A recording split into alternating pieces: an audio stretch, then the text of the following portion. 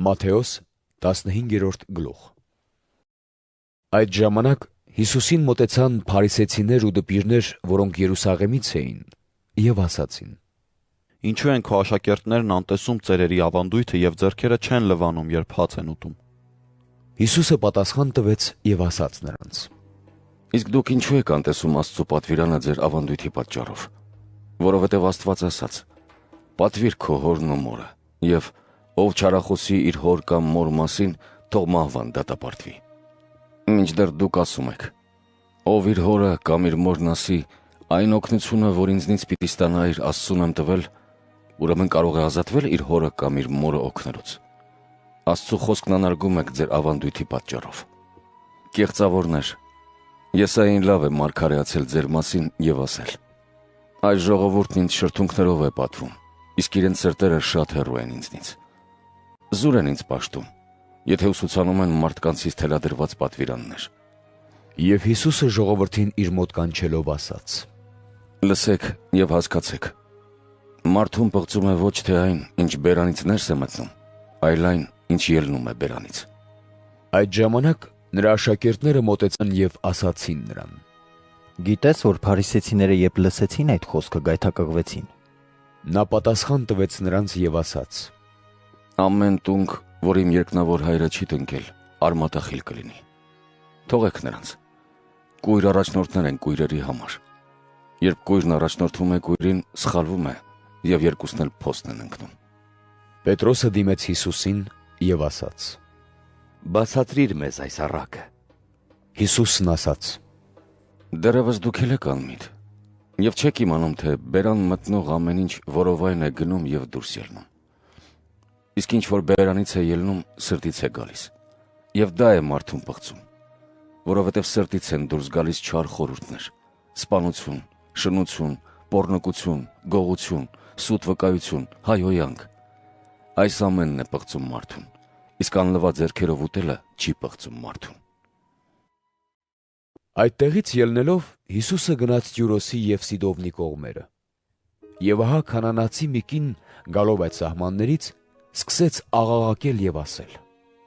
Ողորմիր ինձ Տեր, Դավթի որդի, դուստրս դաժանորեն դիվահարվում է։ Հիսուսը սակայն չպատասխանեց նրան։ Նրա աշակերտները մոտեցան եւ աղաչում էին նրան ու ասում. Արձակիր նրան, որովհետև աղաղակում է մեր հետևից։ Հիսուսը պատասխան տվեց եւ ասաց. Ուրիշ տեղ չուղարկվեցի, եթե ոչ Իսրայելի տան կորած ոչխարների մոտ։ Կինը մոտեցավ, երկրպագեց նրան եւ ասաց. Տեր, օգնիր ինձ։ Հիսուսը պատասխանեց նրան եւ ասաց. Լավ չէ մանուկների հացն առնել եւ շների առաջ գցել։ Եվ նա ասաց. Այո, Տեր, բայց շներն էլ կերակրվում են իրենց տիրոջ սեղանից ընկած փշրանքներով։ Այդժամ Հիսուսը պատասխանեց նրան եւ ասաց. Ով կին, մեծ է հավատդ, թող քո ուզածի պես լինի քեզ։ Եվ այդ նույն ժամին նրա դուստրը բժշկվեց։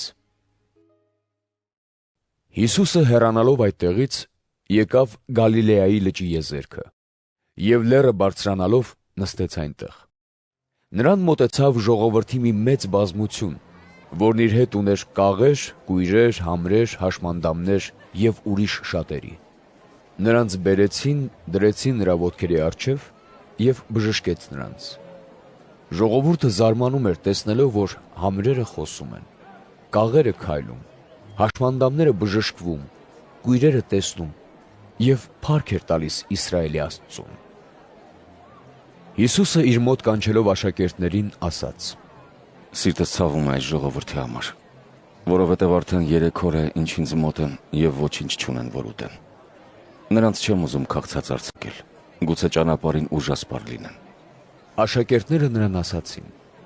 Բայց այժմ այս ամայի վայրում մեզ որտեղից այնքան հաց, որ այսքան ժողովրդի հագեցնենք։ Հիսուսը նրանց ասաց. Քանի նկանակ ունեք։ Նրանք ասացին. 7 նկանակ եւ քիչ թվով մանր ձկներ։ Հիսուսը կարգադրեց ժողովրդին, որ նստեն գետնին։ Ապա վերցնելով 7 նկանակն ու ձկները գոհություն հայտնեց Աստծուն, կտրեց եւ տվեց աշակերտներին, սրանք էլ ժողովրդին։ Ամենքը կերան եւ հագեցան։ 7 լի զամբյուղ էլ մնացած կտորտանքներ հավաքեցին։ Նրանք, ովքեր կերան, Մոտ 4000 տղամարդիկ էին, չհաշված կանանց ու մանուկներին։ Երբ Հիսուսն արձակեց ժողովրդին, նավակ ելավ եւ եկավ Մագդաղայի սահմանները։